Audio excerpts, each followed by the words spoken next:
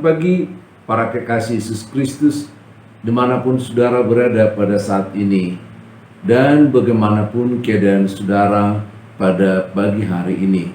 Apakah saudara sedang kurang enak badan, atau mungkin sedang dalam perawatan, atau saudara ada dalam pergumulan yang pelik? Mari kita mengingat janji Tuhan bahwa rohnya yang ada di dalam diri kita jauh lebih besar dari persoalan yang kita hadapi, dari polemik yang kita hadapi, dari penyakit yang kita hadapi juga. Mari kita berdoa untuk itu, agar kuasa Tuhan hidup di dalam diri kita dan mengatasi semua perkara itu.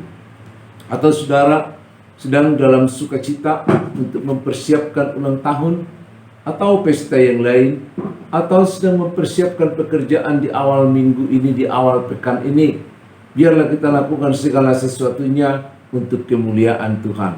Karena Tuhan akan dimuliakan melalui pekerjaan kita yang menjadi berkat bagi kita dan bagi sesama kita. Saya Pendeta Wilson Tobing dari GKP Romangun akan menyapa kita sekalian melalui firman Tuhan yang tertulis di Matius pasal yang ke-7 ayat yang ke-7 tentang pengabulan doa. Demikian firman-Nya. Mintalah, maka akan diberikan kepadamu. Carilah, maka kamu akan mendapat. Ketoklah, maka pintu akan dibukakan bagimu. Wah, seringkali kita merasa tidak pasti walaupun kita berdoa ya. Tapi Tuhan Yesus mengajarkan kita sesuatu yang pasti.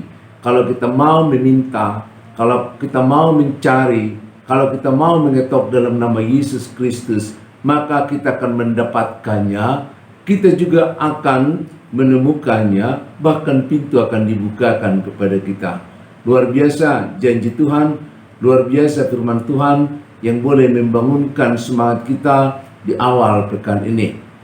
Saudara-saudara, sebagaimana kita ketahui bahwa kesulitan, penderitaan yang dialami manusia adalah sebagai konsekuensi dari dosa. Ketika manusia jatuh ke dalam dosa itu, Tuhan telah menjanjikan, Tuhan telah menghukum Adam dan Hawa dengan mengatakan bahwa dengan berpeluh kamu akan mencari, mendapatkan kebutuhanmu. Dengan demikian manusia tidak dapat dihindarkan lagi dari berbagai kemelut, karena memang dunia ini, bumi ini akan menumbuhkan semak belukar, semak berduri yang menggantikan tumbuh-tumbuhan yang subur yang seharusnya tidak begitu sulit diupayakan. Dan juga masalah ini akan membawa kita ke soal-soal kehidupan yang hingga saat ini juga di bumi ini terus berkeliaran, bertumbuhan kesulitan-kesulitan dari bagaimana kita mencari kebutuhan kita sehari-hari, soal sandang dan pangan, bahkan soal pertanian dan industri terus-menerus mendapat tantangan, kesulitan dan lain sebagainya.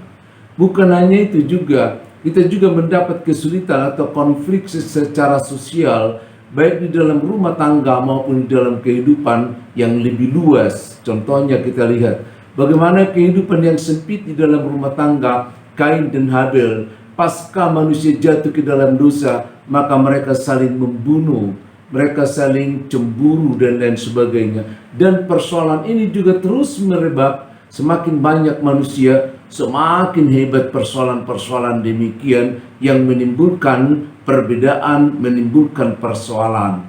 Lalu persoalan klasik juga di bumi ini antar sesama manusia, bagaimana kulit putih dan kulit hitam sampai sekarang belum mendapat kesamaan hak di hadapan Tuhan, sekalipun sudah berbagai resolusi dan berbagai komitmen yang diambil, bagaimana firman Tuhan menyadarkan setiap orang. Tapi sampai sekarang ras kulit hitam dengan kulit putih masih belum dengan ikhlas saling menerima satu dengan yang lain.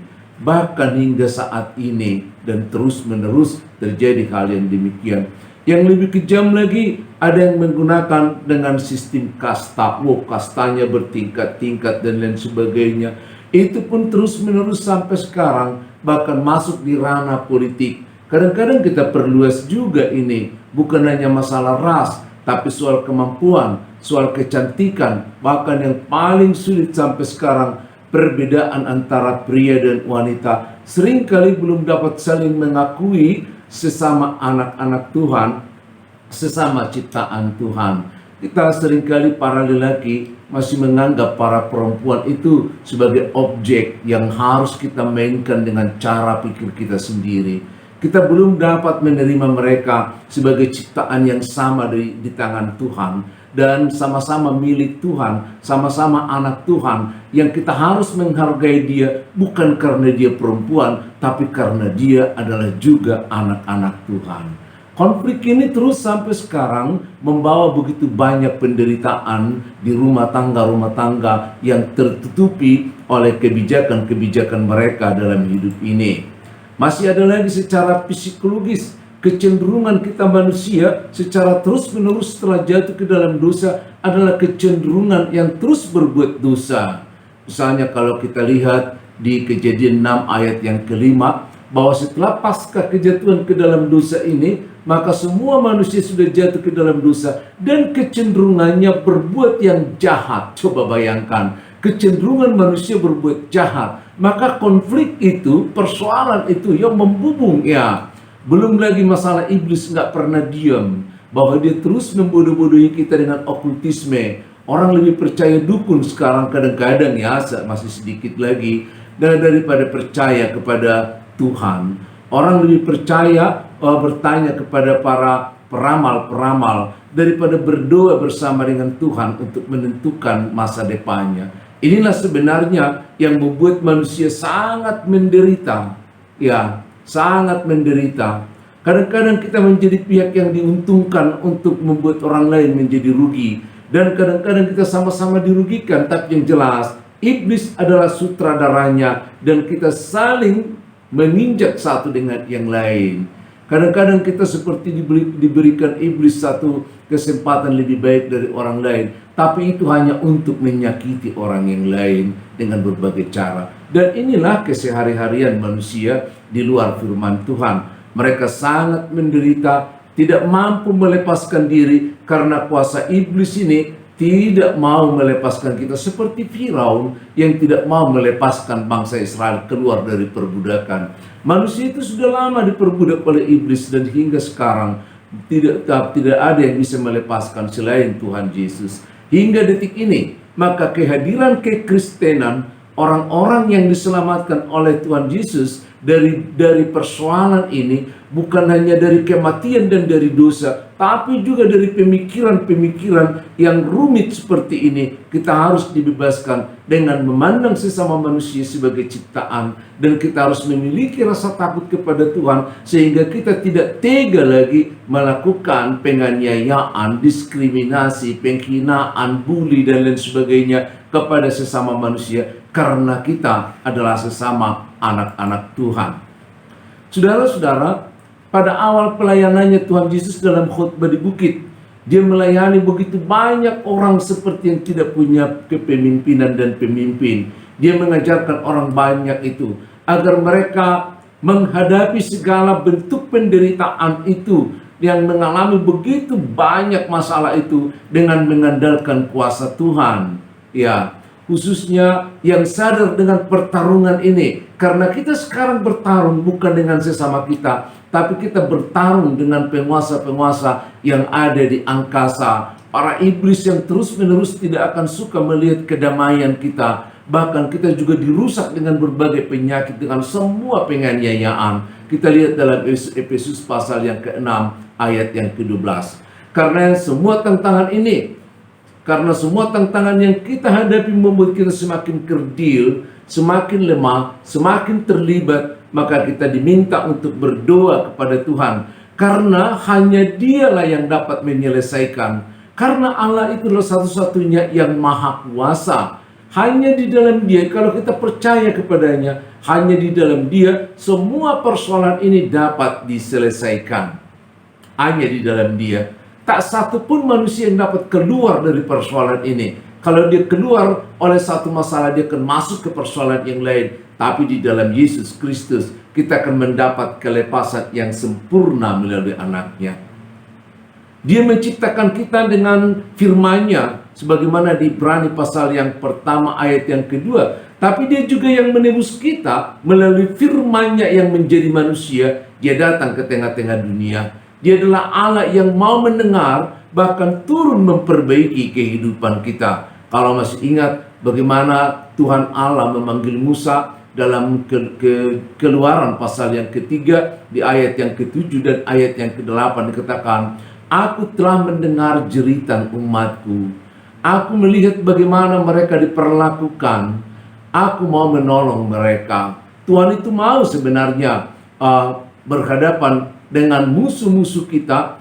Dia mau mengutus yang lain untuk melepaskan kita, sebagaimana bangsa Israel diambil keluar dari tanah Mesir melalui tangan kuasanya yang besar itu, yang kuat itu. Sama seperti kita akan diangkat dari persoalan kita kalau kita mau mengandalkan Dia, karena Dia bukan hanya sebagai Allah pencipta, tapi Dia adalah juga Bapa kita, sehingga Dia mau mendengar, Dia mau bertindak, Dia mau turun tangan. Dia tidak angkat tangan lagi dengan persoalan kita, atau Dia tidak gatal tangan untuk menghukum kita, tetapi Dia mau turun tangan untuk menyelesaikan semua persoalan kita. Maka Yesus mengajarkan kepada para murid-muridnya, Yesus mengajarkan kepada orang banyak itu, mintalah, maka Dia akan memberikan. Carilah, engkau akan mendapat. Ketoklah pintu. Ketiga kata kerja ini diminta. Kita berhadapan langsung dengan Tuhan, meminta dari jauh, melangkah lebih dekat, bahkan berhadapan di antara selembar pintu, antara Allah dengan manusia, hanya dibatasi selembar pintu. Ketoklah, Dia akan membuka, kita akan bertemu. Dia akan turun tangan untuk menghadapi semua persoalan-persoalan yang kita hadapi. Saudaraku, Dia meminta kepada kita, kesulitanmu apapun pada saat ini, penyakitmu apapun saat ini, mari kita minta di dalam Tuhan dengan sepenuh hati, dengan yakin dan percaya. Dia bukan hanya Allah yang menciptakan kita, tapi sekarang Dia bertindak seperti seorang Bapa yang mendengarkan seruan, yang mendengarkan jeritan kita. Kita berdoa mengakhiri renungan ini. Kita akan bawakan saudara-saudara kita yang sedang ada dalam berbagai penyakit. Kita berdoa, ya Tuhan Bapa kami yang di surga, Engkau adalah Bapa kami yang mendengar, memperhatikan, yang mau turun tangan untuk melihat persoalan penderitaan yang kami hadapi. Kami sungguh tidak mampu untuk menyelesaikannya, tapi kami yakin dan percaya bahwa Bapa di surga melalui anakmu Yesus Kristus mengingatkan kami. Kalau kami meminta, kalau kami mencari, kalau kami datang mengetuk pintu hatimu Tuhan, Engkau justru mengetuk pintu hati kami untuk membuka, mempersilahkanmu datang kepada kami. Kami berdoa untuk Ibu Siagian, Ibu Boru Manalu, Nyonya Siagian, yang sudah beberapa tahun ini terbaring dan dia tidak mampu berbuat apa-apa karena penyakitnya. Dan kami juga berdoa untuk Nyonya Sinaga El Sinaga Boru Hutagalung yang juga dalam keadaan sakit Tuhan. Dengan Nyonya Ria Tobing Boru Sitopul, kami juga membawakannya ke hadapan-Mu. Kami kurang tahu bagaimana kami mau berbuat, tapi kami yakin dan percaya bahwa Tuhan akan menolong kami. Kami juga membawa Nyonya Tio Ria Hutagalung Boru Butar-Butar dengan Nyonya Hutapea Boru Siahan. Tuhan, dengan rendah hati kami membawa kelima ibu yang kami kasih ini di pagi yang indah ini. Sebagaimana Engkau mengajarkan kepada kami, agar kami datang meminta kepadamu, agar kami mencari kesembuhan daripadamu, agar kami mengetok hatimu. Tanpa kami ketok pun kami tahu kalau Engkau mau mendengar kami. Biarlah Engkau Tuhan mengulurkan tanganmu kepada mereka-mereka yang kami sampaikan di dalam doa ini, dan saudara-saudara kami yang lain juga yang ada di dalam penyakitnya. Biarlah Tuhan Engkau menjamah mereka. 2000 tahun yang lalu kami mendengar, kami tahu, kami yakin, kami percaya kalau Engkau menjamah setiap orang yang sakit, maka itu akan disembuhkan. Pada pagi hari ini kami membawa mereka di hadapan-Mu. Biarlah Tuhan tangan-Mu itu, tangan-Mu yang suci, yang kudus, yang lembut, yang membasuh, yang menguatkan itu, boleh terulur kepada mereka Tuhan, agar mereka merasakan jamahan-Mu. Apapun yang boleh mereka hadapi, biar mereka yakin kalau Tuhan menyertai, kalau Tuhan bersama, kalau Tuhan mendengar, kalau Tuhan memperhatikan, tidak pernah meninggalkan mereka.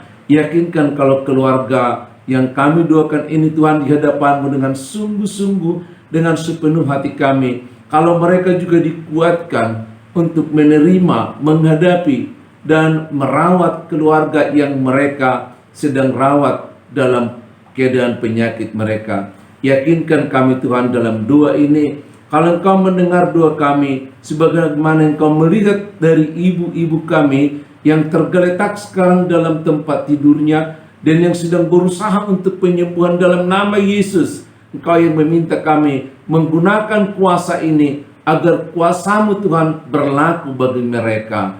Saudara-saudaraku yang kekasih dalam Yesus Kristus, mari kita juga mendoakan saudara-saudara kita ini. Dalam doa ini kita tutup mata kita lipat tangan kita, sama-sama kita berseru dalam Tuhan, dalam nama Yesus Kristus. Kuasa-Mu berlaku bagi saudara-saudara kami yang sakit. Biarlah terjadi Tuhan sebagaimana yang Kau inginkan. Dalam Yesus Kristus juga kami akhiri doa dan renungan ini dengan kepastian bahwa Engkau mendengar, Kau bekerja, Kau turun tangan untuk semuanya. Terpuji nama-Mu Tuhan. Kami mempermuliakan nama-Mu, dan Engkau juga mempermuliakan kami sebagai anak-anak-Mu. Dalam Yesus Kristus kami berdoa dan mengucap syukur. Amin.